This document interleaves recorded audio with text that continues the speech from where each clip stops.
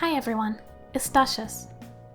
A while back, I had a Discord conversation with a friend concerned about her parents trying to limit her time on Genshin Impact.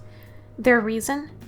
They heard gacha games like Genshin were engineered to ensnare players in an addictive cycle, enticing them back for more content and chances to acquire new items.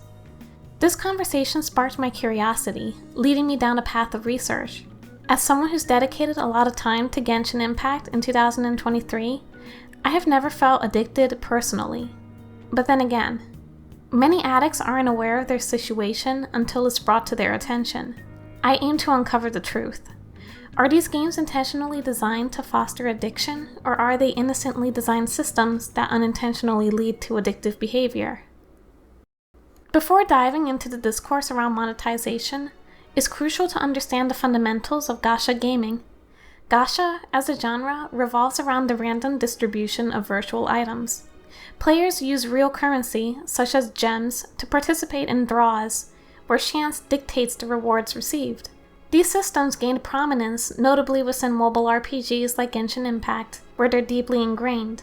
Observers often draw parallels between the contentious mechanics of gacha gaming and divisive loot box controversies prevalent in mainstream titles like Star Wars Battlefront and FIFA Football.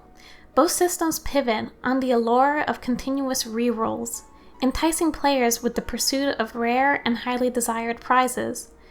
Despite allegations of resembling gambling mechanics and predatory targeting, these practices operate in gray legal territories, benefiting from the leniency in gaming classification regulations. Naturally, the perceived value attributed to rarity satisfaction aligns with behavioral principles.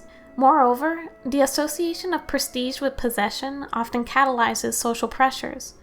When coupled with easy accessibility and targeted outreach towards younger audiences, concerned parents apprehend potential addiction risk.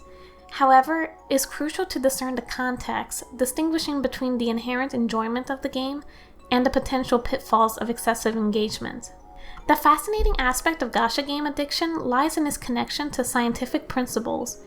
In the mid-20th century, American psychologist B.F. Skinner delved into behaviorism, aiming to investigate behavior modification through controlled experiments. This pursuit led to the creation of the operant conditioning chamber, known as the Skinner box. Skinner's experiments involved placing laboratory animals, often rats or pigeons, inside a box equipped with levers or buttons that, when pressed or pecked, would dispense food or water as a reward. Through this setup, Skinner observed how animals learned and repeated specific behaviors in response to external stimuli and rewards. His work demonstrated that behavior could be conditioned or reinforced by the systemic administration of rewards, known as positive reinforcement.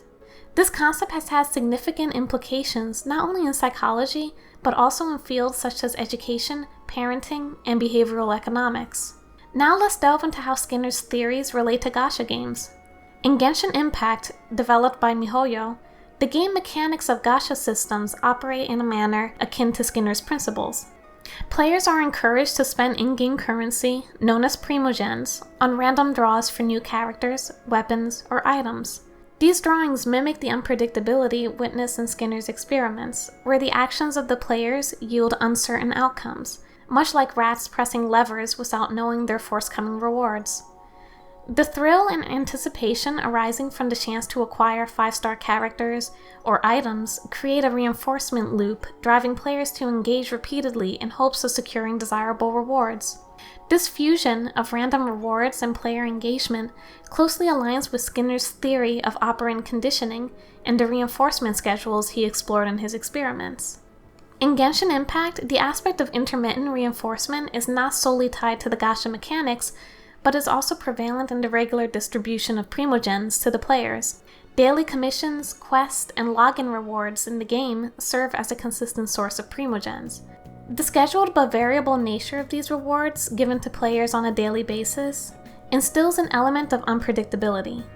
Players anticipate these rewards each day, knowing they will receive primogens, but uncertain about the exact quantity, or whether they might receive bonus rewards. This predictable, yet irregular dispensation of primogens aligns with the intermittent reinforcement principle, fostering a habitual pattern of engagement. This uncertainty around daily rewards contributes to the addictive loop, prompting players to return regularly to claim these rewards, hoping for larger quantities or additional bonuses, thereby maintaining their consistent engagement with the game. The Gacha system is intricately designed to stimulate dopamine rushes, mirroring the mechanisms often associated with addiction. The thrill of summoning new characters or coveted items creates a sense of anticipation and excitement akin to a gamble, triggering the brain's reward pathways.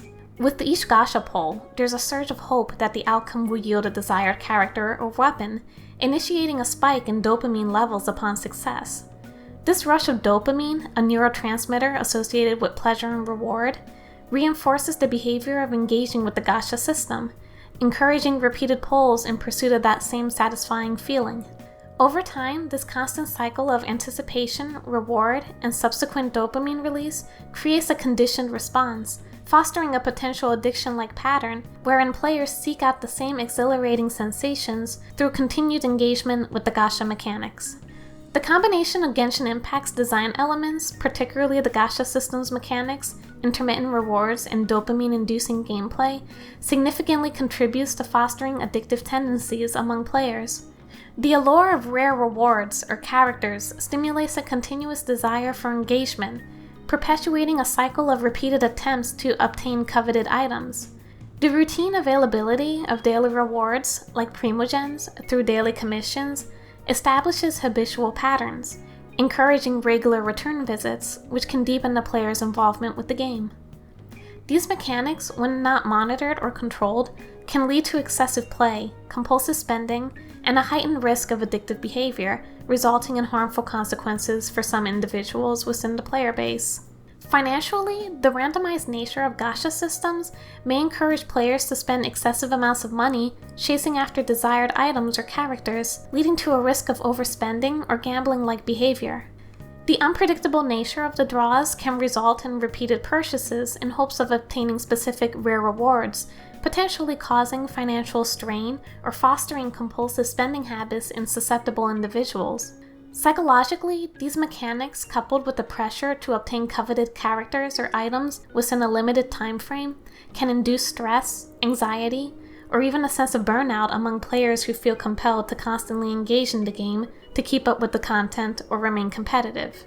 The addictive nature of Gacha mechanics and their potential to elicit emotional and financial distress raise ethical questions about their designs, particularly concerning player well-being and responsible gaming practices. Gacha systems have also come under scrutiny due to their striking resemblance to loot box gambling mechanics, which have faced stringent regulations and even complete bans in countries such as Belgium and the Netherlands. These concerns revolve around the unpredictability of rewards, linked with real money spending. Several governments have identified the risk associated with such mechanics, particularly for younger players, prompting legislative measures to restrict or prohibit their inclusion in games. The parallels between Gacha systems and gambling practices have raised ethical and legal concerns about their prevalence in the gaming industry, urging a closer examination and potential regulation to safeguard vulnerable players from potential adverse effects.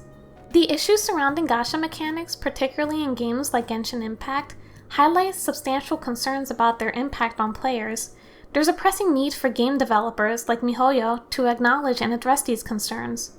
Taking responsibility for the potential harm caused by addictive mechanics and the financial risk associated with Gacha systems is paramount. Implementing transparent and responsible monetization practices, providing clearer odds for Gacha draws, setting spending limits, and offering more affordable ways for players to obtain desired content could alleviate some of the negative impacts. Moreover, fostering an environment that prioritizes player well-being over profit margins should be a fundamental consideration in game development. Striking a balance between engaging gameplay and ethical monetization practices is crucial to ensuring a healthier gaming experience for the player. Ultimately, it's imperative for MiHoYo and other Gacha developers to proactively address these issues, prioritize player welfare, and strive to create a more balanced and enjoyable gaming environment for all. And that's my take on this. Thank you for watching the video. If you're someone who loves exploring the depths of the gaming community, hit that subscribe button below and turn on notifications by clicking the bell icon. See you guys later!